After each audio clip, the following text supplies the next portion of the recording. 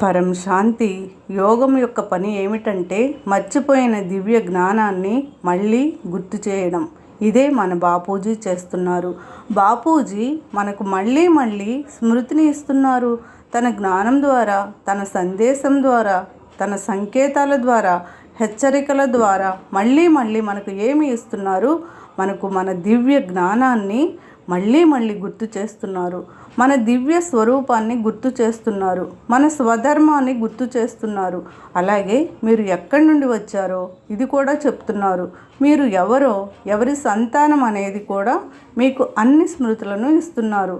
కానీ మనిషి ఎలా ఉంటున్నాడు అంటే, మనిషి స్మృతుల గురించి వింటాడు, కానీ తరువాత వాటిని జాగృతం చేసుకోవడం మర్చిపోతున్నాడు. కాబట్టి ఇక్కడ ప్రతిరోజు ఏం చెప్తున్నారు?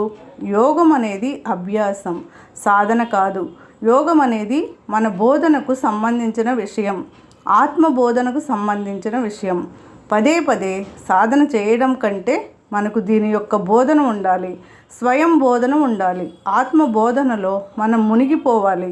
మనం మర్చిపోయిన స్మృతులను ఎప్పుడు తాజాగా, సజీవంగా ఉంచాలి. మనం ఎప్పుడు పుష్పాలను తాజాగా ఉంచడానికి ప్రయత్నిస్తాము కదా, అలాగే మన ఆత్మస్మృతిని తాజాగా ఉంచడానికి మనం పదే పదే దివ్య జ్ఞానాన్ని గుర్తు చేసుకోవాలి. పరమజ్ఞానం, ఆత్మజ్ఞానాన్ని గుర్తు చేసుకోవాలి. మరి ఇదే యోగం యొక్క పని. యోగం సాధన ద్వారా రాదు, కేవలం బోధన ద్వారా వస్తుంది.